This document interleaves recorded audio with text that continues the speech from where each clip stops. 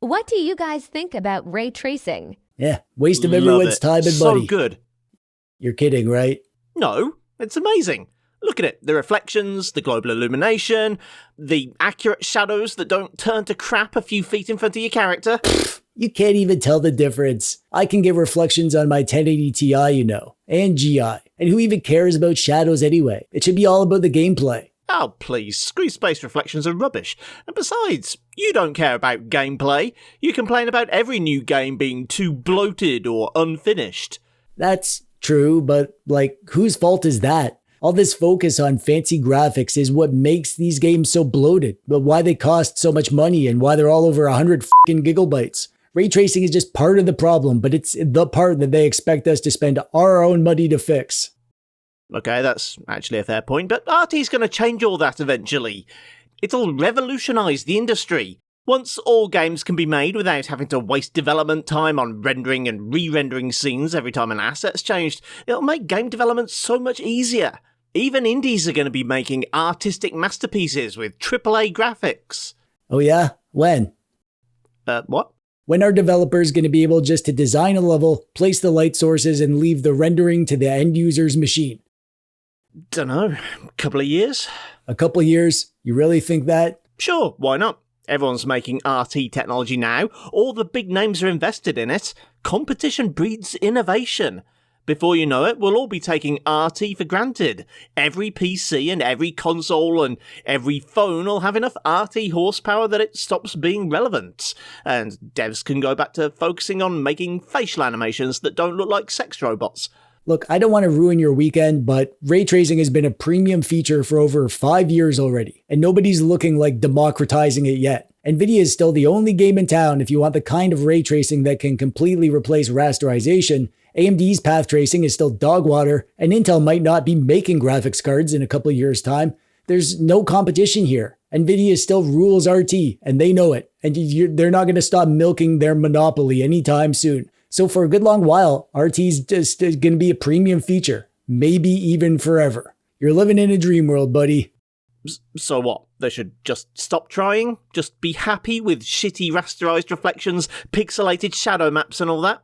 Yeah, I don't see a problem with that. It's been working. GTA 5 still looks incredible, and it didn't have ray tracing. The Last of Us, God of War, f***ing Crysis. Crysis has RT. Crysis Remastered has RT, and it doesn't need hardware to do it. Besides, Crysis is half the problem. It's games like that that are driving people to spend too much money on their PCs, and that's what turns this industry into an endless cycle of e-waste production. Also, nobody's actually playing Crysis in 2025, if anyone ever actually played it in the first place. Fortnite has RT. Nobody who actually plays Fortnite turns on RT. My cousin plays Fortnite and he has a monster PC and he plays on the lowest settings for that competitive advantage. The most popular competitive shooters on Steam don't have RT. Or if they do, nobody gives a crap. Competitive players don't care about shiny graphics. All they care about is frame rates and latency. I know a guy who plays CS2 in 4x3 stretched out to 16x9 because he thinks it makes the targets easier to hit. Is he right? I don't know. Those people are freaks. So, alright, tell me this. If some indie developers made the next big thing in online shooters, but made it exclusively for RT, even if it ran at well over 100 FPS on a 12GB 3060, without relying on frame generation or DLSS, would you accept that RT can be a good thing? Sure. But also, why couldn't they make it without RT? They could, it just would have taken longer. See? This is what I'm talking about. Developers are just so lazy, man. Or game companies are so stingy. How much more does it really cost to make a game without RT shadows compared to with RT shadows? How much more time? Probably not much of a difference. It's there's a tool out there that makes your life easier, but it also makes everyone else's life harder and it costs us more money.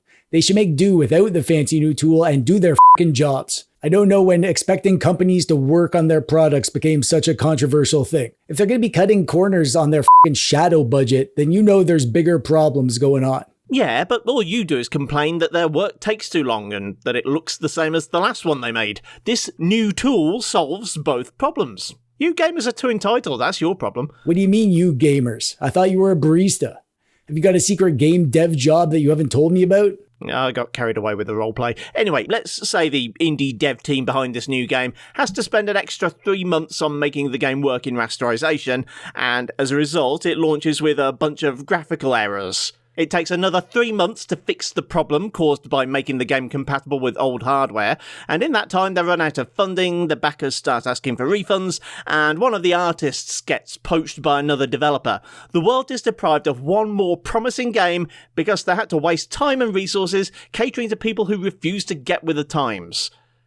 Okay, A, that's a complete hypothetical. You can't come up with a single instance of this happening in the real world. And 2, what you call people who are behind the times, I call f***ing gamers. Us, out there. You know, gaming. If you want to run a professional outfit, the last thing you want to do is tell your customers that they can't run your game for arbitrary reasons. It's like a burger place telling their customers they can't eat their burgers unless they have a special plate. An expensive plate. Like a self-heating plate.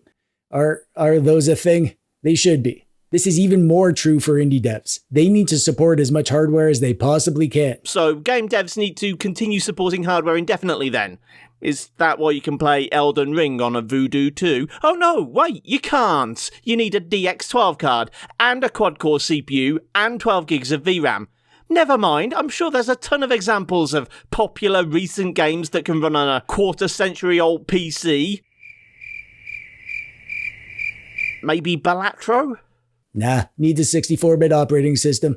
Anyways, the point is, unless you're going to spend your monthly rent money on a new graphics card, you're going to be using a crap ton of upscaling and frame generation, and that's going to undermine all of these supposed benefits of ray tracing. If you're waiting for them to come down in price, look at the RTX 50 series. Same high prices, virtually the same performance, and who the hell wants to give Jensen more jacket money if you're still going to end up having to rely on DLSS? But DLSS is good now. Really? You really want to go there? Okay, let's not get into that. But ray tracing is going to be a watershed moment in PC history, like 64-bit CPUs were 20 years ago. If you don't upgrade, you're going to get left behind. Simple as that. Counterpoint, if we vote with our wallets and stop buying new graphics cards and games with stupid mandatory RT, they'll have to listen to us. Within a few years, everyone will have forgotten about RT, just like they did with Tress FX and PhysX and whatever other pointless, extraneous, bullcrap graphics modes that they said were going to be the next big thing. How can you believe that? You said yourself, Nvidia didn't even feel the need to upgrade the RTX 50 series. That's how confident they were people would buy it. You announcing that you're not going to buy an RTX 5090 on principle is like me giving up private jets. As for boycotting games for using RT, what leverage do you think you have?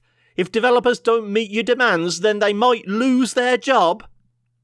Look, to be honest, I don't think there's a winner here.